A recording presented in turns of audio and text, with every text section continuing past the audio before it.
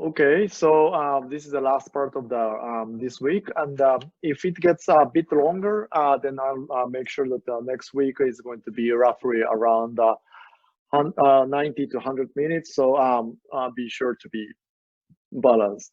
Okay, so to do the recording of the neural activity during binocular rivalry, it's best to do it in monkey subjects. But the problem of this monkey experiment is, of course, to make sure that monkeys are actually experiencing something very similar to humans. And in the course of establishing this binocular rivalry in monkey, there were lots of breakthroughs in terms of the neural correlates of consciousness, and that's why I'm going to go into a little bit deeper into this particular experiment.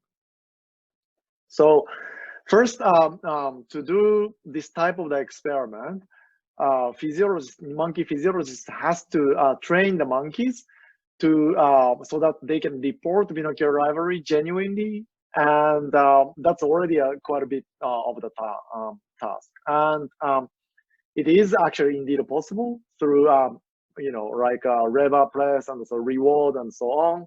But also important thing to notice is that the monkeys are also like humans to some extent, that they can actually reward do the task without much reward if it's kind of interesting task and intrinsically rewarding. So that's one of the things I want to mention.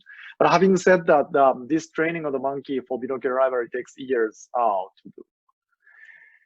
And once they apparently understand the task demand, like reporting this in certain way, then another thing to make sure is that whether the monkey's psychophysics behavior report pattern is similar to humans. And then to do that, we need to collect the binocular rivalry behavioral data in monkeys. Okay. So the first thing these people did in this Nature paper was to convince the researchers that monkeys are actually experiencing something very similar to humans.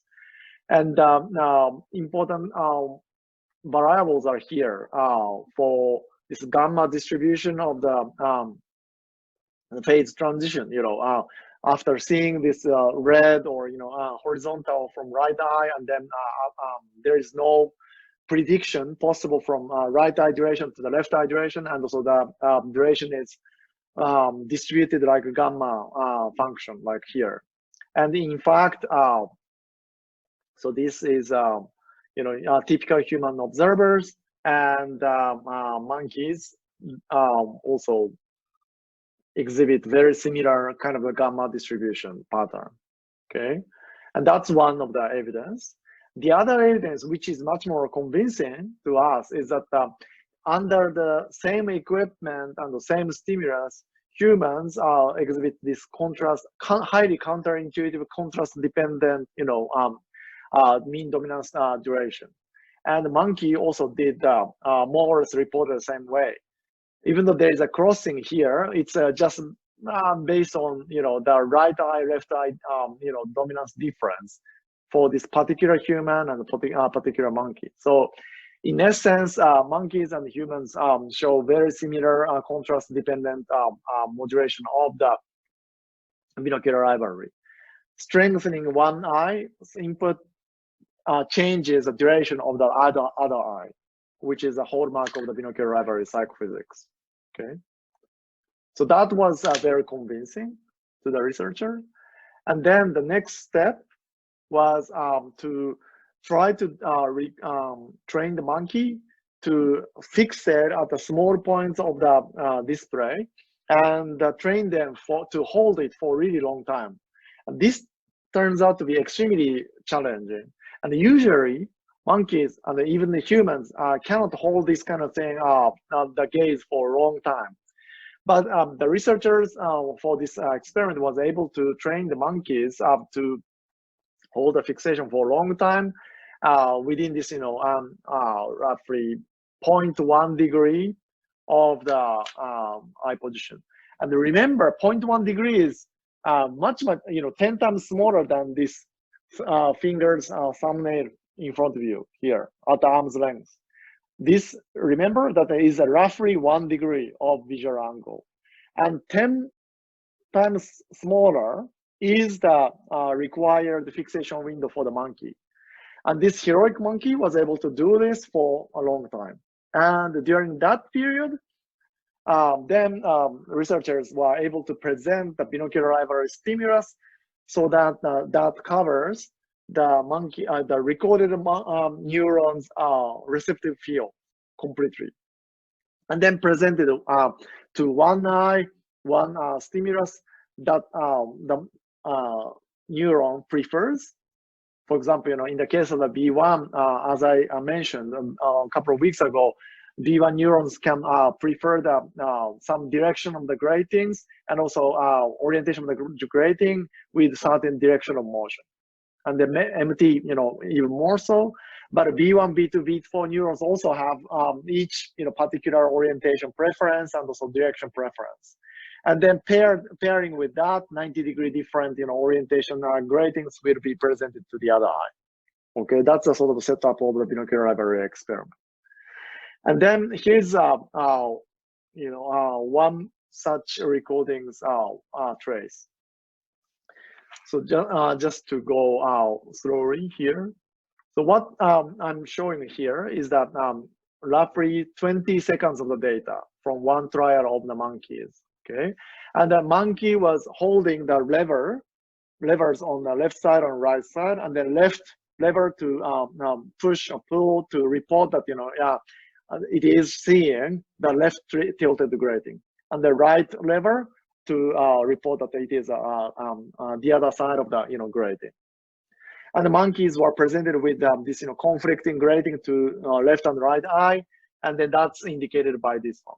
Okay, so from time 1 up to time 13 or so, monkeys were presented with this binocular rivalry. And then the next thing is that eye movement wise, if it's blue, that means that monkeys were fixating within this 0.1 degree of fixation. So what the neurons are responding to is precisely on its receptive field. So you can basically ignore the data that coincides when this part becomes black. Okay, so this part black means that it's a bad fixation. And then also another thing is a perceptual report wise, when the monkey says that it is seeing this right orientation like this one, they are pulling the lever for this red here, and then if it's green, it's the other side. Okay, so in this particular trial, monkey started to pull the lever to indicate it's a left orientation. Okay, and then here right orientation, and here left, and then right, and then left, and then right, and then left, and then here the unbeknownst to the monkey, researchers changed the stimulus to right orientation, and then 1 or 2 seconds later, monkey started to press the button, and then that's the end of the trial.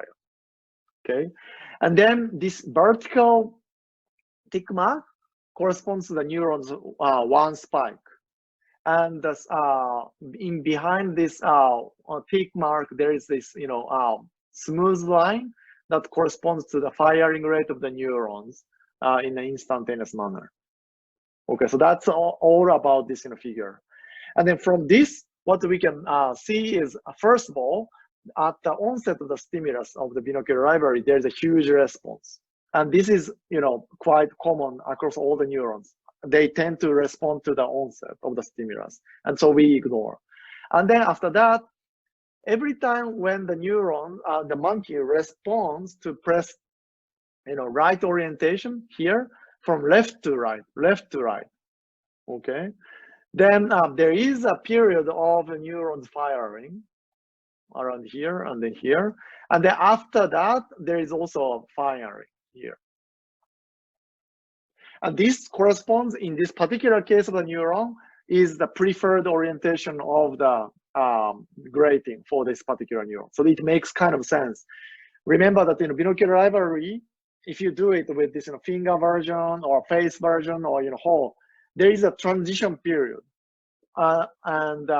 When monkeys pull or push the lever, there is always unclear period where the neurons, the phenomenology is starting to gradually change from left to the right and the right to left. So it's understandable that if it's starting to fire before the perceptual switch. Okay, so this is a particular trial. And then next, so they recorded this type of the trial for really a lot. And this is still like one particular neurons experiment. And while recording from this neuron, and they did lots of trials. Trial 1, trial 2, 3, and so on. And then what I said more or less holds true, right? So in the beginning, there's an indiscriminable response.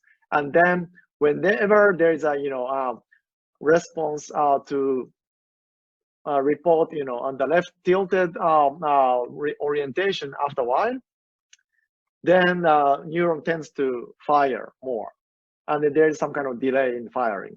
On the other hand, if the neurons or if the monkey started to report seeing the other orientation, it tends to be preceded by not so much of the firing, but here this is the opposite. And then here is the, and after that, it also follows the, relatively quiet period of the firing. Okay, so that's the sort of the, this particular neurons 133's response property with respect to the monkey's report during binocular rivalry. And remember that this monkey is extremely precise in the eye movement, and sometimes they break the eye movements here.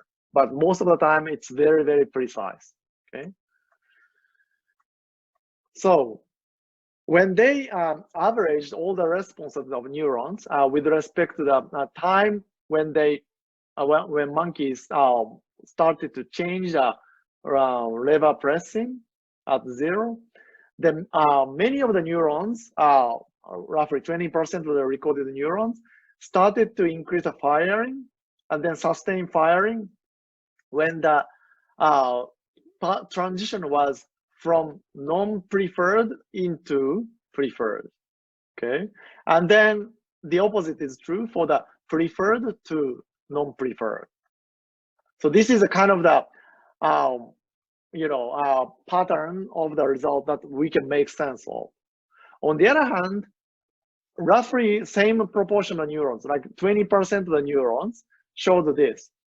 So here, non-preferred stimulus to preferred transition happened, and here, preferred to non-preferred happened. But then the firing rate actually showed almost opposite pattern to this, nice neuron in a sense. We still don't know why, but this is the case for the B4 neurons as well as the MT neurons as well. But this is empirically found in the monkey experiment. On the other hand, if we go into the IT neurons, then IT neurons tend to fire really together with what monkey reports. So here, one particular IPD neuron prefers monkey face, okay? And then it starts with this sunburst pattern. So this is a percept and also eye input to left eye and also right eye. And the same goes for the other, format. The vertical tick is firing the neurons, and then this line is sort of the firing rate, smooth version of this line. And then at the bottom, there is a report of the monkeys, lever press. So it goes from patterns to some kind of, mixed percept where monkey was trained to release both buttons. And then, again, during this binocular rivalry period, monkey held initially this sunburst pattern, and then switched into face perception. And then there is this, increase of the firing just before pressing the button. And then after, when it switched to, pattern, it diminished the firing and so on. And then here, from this point on, both eyes were presented with a face. So there is a huge increase of the firing for the face.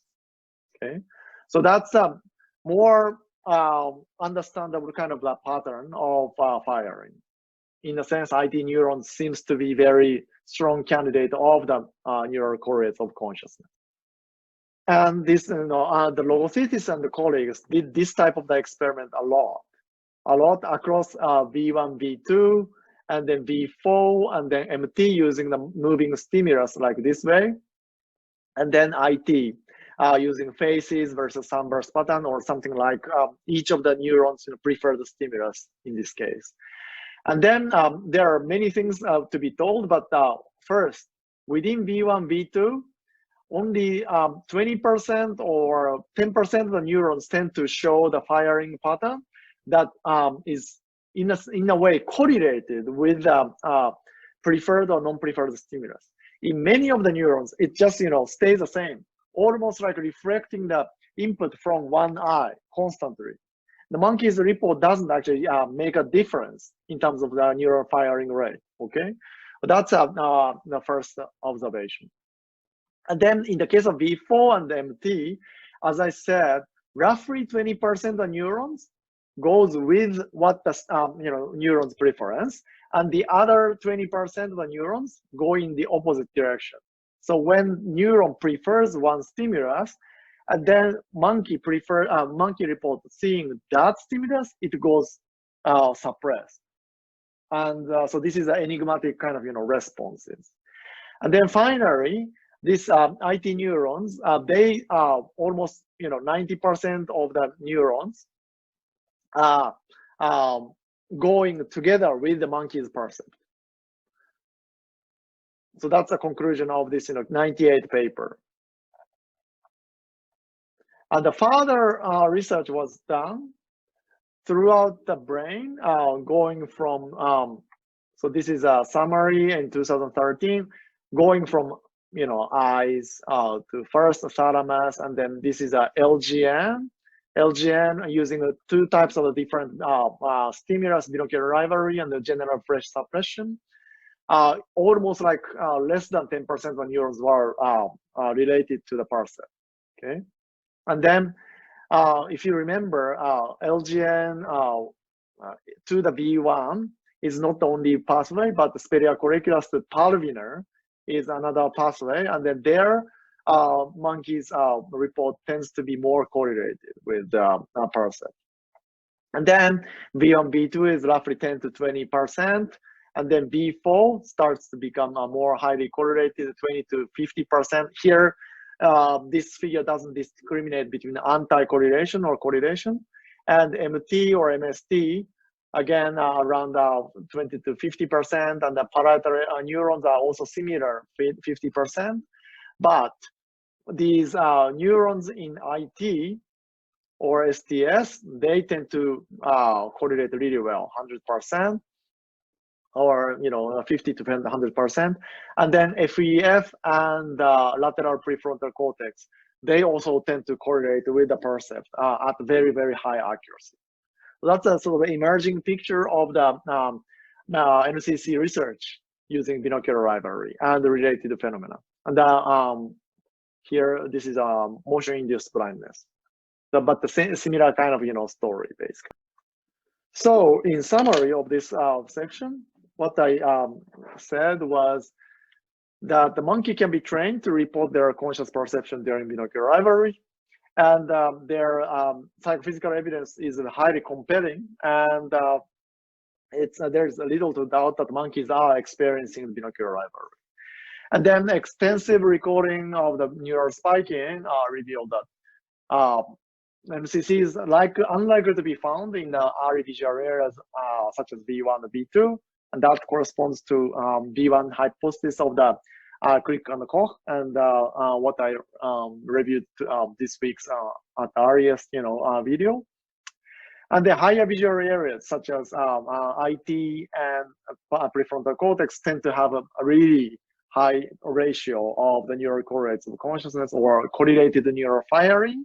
And then at the middle level visual areas like B4 and MT, there is a mixture of the neurons. So what do they tell us about the NCC? So one thing we can say is that if IT neurons are the NCC, it's a bit weird if you think about it. And one of the reasons is that the IT neurons have a bigger receptive field, and their responses are invariant, meaning that as long as it's a preferred phase, it doesn't matter whether it's over there or there or there or there, or rotation invariance or something like that. Like Jennifer Aniston neuron. As long as monkey or human perceives that as corresponding to one concept, then it seems to fire. Okay, so it doesn't really corresponding to our conscious phenomenology. And also meaning of the anti-correlated firing is also weird, at least, right? So all of these and other types of the finding, and also from a theoretical point of view, points to consideration of the NCC, neural correlates of consciousness, not as a single neuron, but as a population of neurons. And when we start to think about the population of neurons, then the story becomes very complicated. And we are going to see the a consequence of this population neuron coding type argument from the next week, starting from the binocular rivalry experiment in fMRI. And that's for now, for this week. See you next week.